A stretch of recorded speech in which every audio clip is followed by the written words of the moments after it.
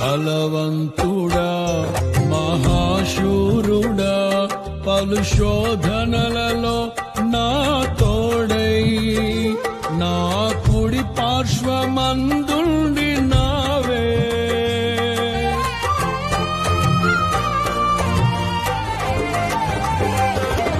నీ మహిమకై నీవే పరచిన నీ పాత్రగా నన్ను మార్చి నీవు నీ అనలేని ప్రేమను చూపితివి. నీవే నీవే నా విజయం, నాలో నీవే నీవే ఆనందం.